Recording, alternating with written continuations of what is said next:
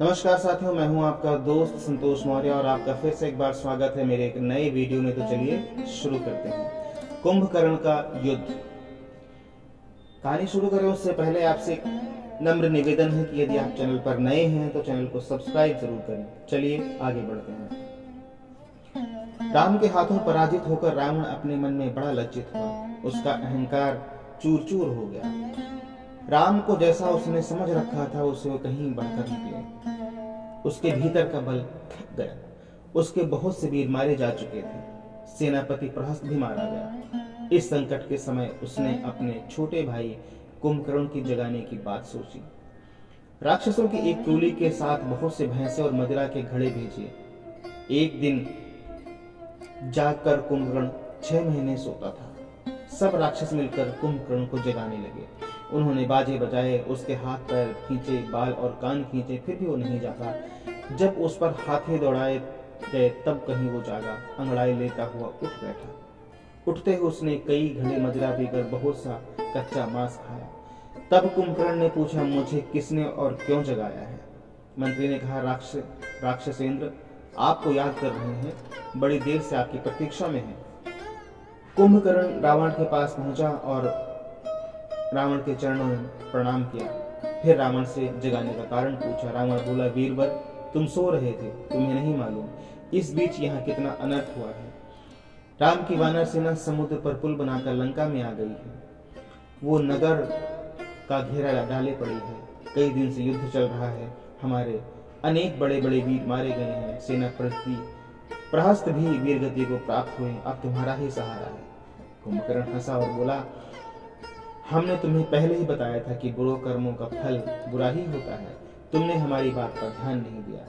मंदोदरी और विभीषण की सलाह को भी तुमने ठुकरा दिया। रावण कुछ रुष्ट सा होकर बोला, भाई मैं तुम्हें उपदेश सुनाने के लिए नहीं जगाया। जो हुआ सो हुआ। मुझे तुम्हारे पुरुषार्थ की जरूरत है। तुम्हारे पुरुषार्थ से ही मेरा संकट दूर हो सकता है। कुंभकर्ण को रावण पर दया आई। उसने कहा, तुम चिंता न करो, अब मैं रणभूमि को जा रहा हूँ। राम लक्ष्मण को मारकर तुम्हें सुखी करूंगा। कुंभकर्ण की बात सुनकर रावण प्रसन्न हुआ और उसकी वीरता की प्रशंसा करके युद्ध के लिए उसे विदा किया। हाथ में एक बड़ा सा त्रिशूल और लेकर कुंभकर्ण दुर्ग के बाहर गया।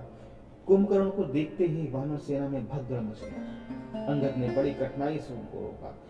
वो उस पर बड़े बड़े वृक्ष और बड़ी बड़ी शिलाएं फेंकने लगे। शिलाएं उसके शरीर में ऐसे लगती जैसे हाथी को आग फल की चोट लगे।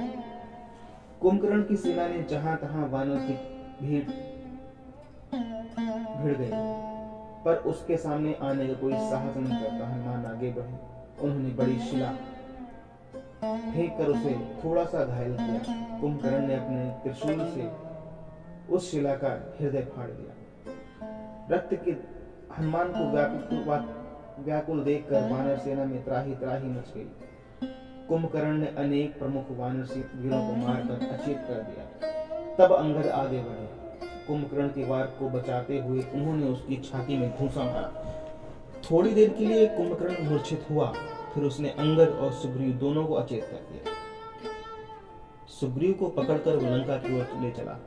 मार्ग में सुग्रीव की मूर्छा टूटी। उन्होंने अपने पहने नखों और दांतों से उसके नाक कान काट डाले और सीना फाड़ डाला। रक्त बहता देखकर कुंभकर्ण ने सुग्रीव को उछालकर पृथ्वी पर दे मारा। वो तुरंत उठकर भागे। कुंभकर्ण भी लौट पड़ा और वानर सेना पर टूट पड़ा। अब लक्ष्मण कुंभकर्ण से युद्ध करने लगे। लक्ष्मण की बाण वर्षा से कुंभकर्ण प्रसन्न हुआ। वो लक्ष्मण से बोला, वीरवर तुम युद्ध विद्या में प्रवीण हो, मैं मान गया। अब मुझे राम के सामने पहुंचने दो। मैं अब उन्हीं को मारना चाहता हूँ। लक्ष्मण ने संकेत से राम को दिखा दिया। राम तैयार खड़े थे। युद्ध छिड़ गया। दाहिने हाथ में कुंभकर्ण एक भारी मुद्दर लिए था। एक दिव्य बाण चलाकर राम ने कुंभकर्ण की भुजा काट दी। भुजा के नीचे कितने ही वानर दब गए। तब बाएं हाथ से वृक्ष उखाड़कर कुंभकर्ण राम की ओर बढ़ा। दूसरी भुजा भी राम ने काट डाली। तब वह मुंह फाड़ कर राम की ओर दौड़ा। राम ने उसके दोनों पैर काट डाले, फिर भी वो नहीं मरा। तब श्री राम ने एक बाण से उसका सर धड़ से अलग कर दिया। वानर सेना में श्री राम की जय जयकार होने लगी। बची खुची राक्षस सेना लंका की ओर भाग गई। कहानी पसंद आई हो तो वीडियो को लाइक और शेयर जरूर करें। तब तक के लिए जय हिंद, जय भारत।